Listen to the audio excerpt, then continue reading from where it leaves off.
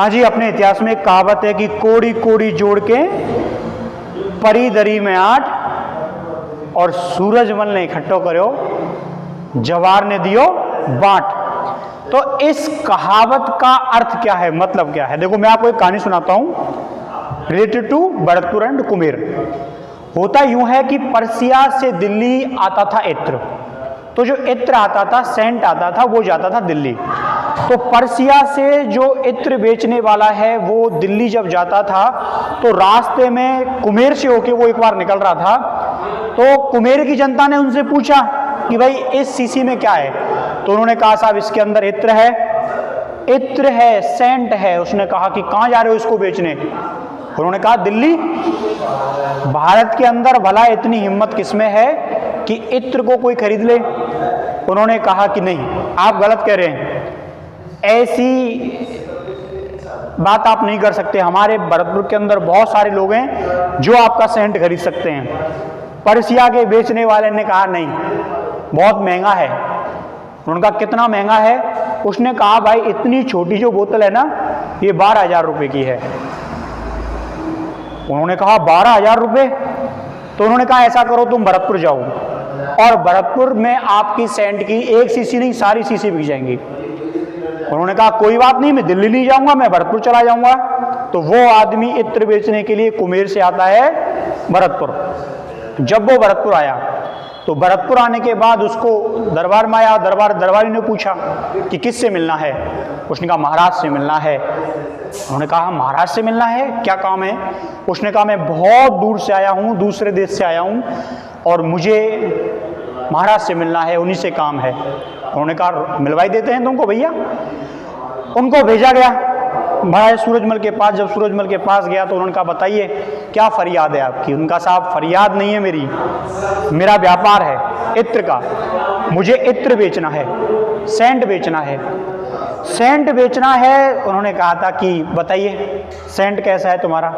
उन्होंने कहा साहब ये सेंट जो है वो लोग लगाते हैं, इसमें से खुशबू आती है, लपट आती है।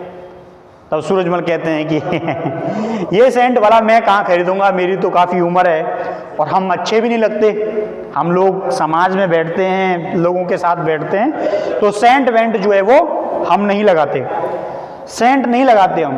हम कहाँ सेंट लगाते हैं भैया? आप गलत जगह आ गए हैं। कोई और फरियाद हो, काम हो, युद्ध की बात हो, रणनीति की बात हो तो संपर्क करो। सेंट वेंट तो ये हमारी उम्र है नहीं। उसके बाद जो विक्रेता होता है वो लौटता है और वो वापस उसी जगह पे पहुंच गया कुमेर। जाके कुमेर की जनता मिली। कुमेर की जनता ने कहा क्या हुआ भैया? उन्होंने कहा यार तुमने ऐसे ही बहका दिया, वहां भेज दिया, महाराज साहब कह रहे थे हमारी तो कहाँ ही उम्र है सेंट लगाने की।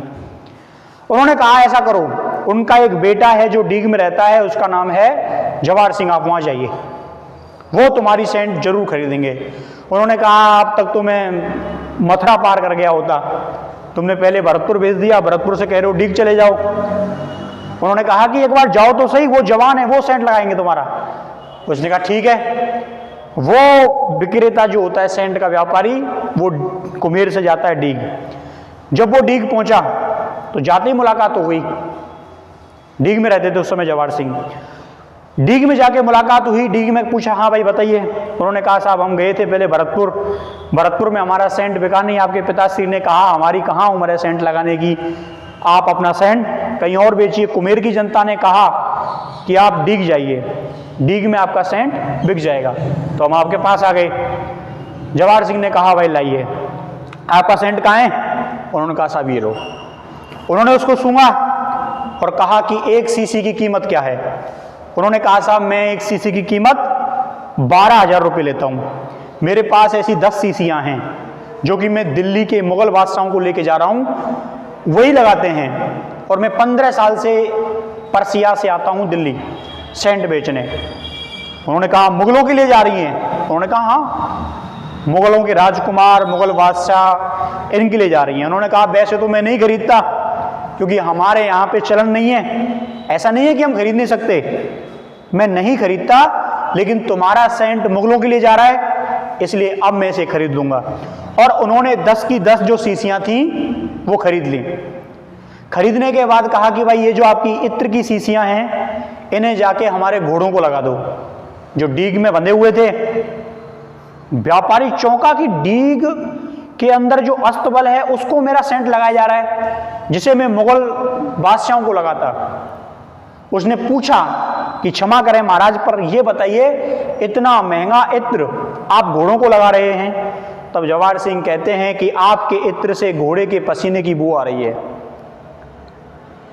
तब वो जो व्यापारी है वो कहता है कि मैं पिछले 15 साल से सेंट बेच रहा हूं और मैं पर्सिया से घोड़ों पर बैठकर ये सेंट लेके आता हूं, लेकिन आज तक किसी ने मेरे सेंट में कोई कमी नहीं निकाली। तब वो कहते हैं कि वो मुगल हैं। मुगलों को भलाइन चीजों की क्या ही पहचान, उन्हें खुशबू और गंध की क्या पहचान। इस समय तुम ब्रजभूमि पे खड़े हो, इस समय तुम डीग में खड़े हो। हम लोग जानते हैं कि खुशबू और गंध की क्या पहचान होती है। हमारी पावन धरा जो है, यहाँ फूलों से ऐसी लपट आती है, खुशबू आती है, यहाँ के हर फूल में ऐसी सुगंध है।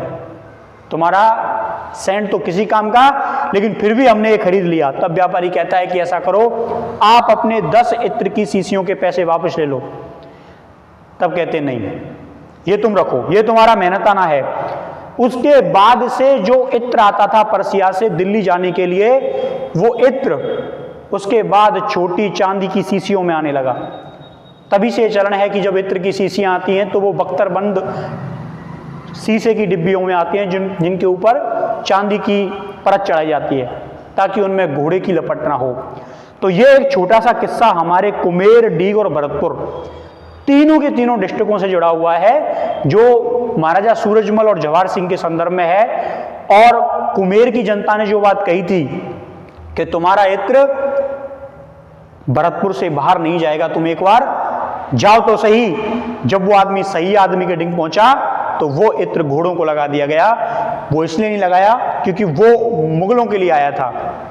तो ये किस्सा था जवाहर सिंह का, जिसके बारे में कहा जाता है कि कोड़ी कोड़ी जोड़ के परी दरी में आट, और सूरजमल ने जोड़ियो जवाहर ने दियो बांट। तो जवाहर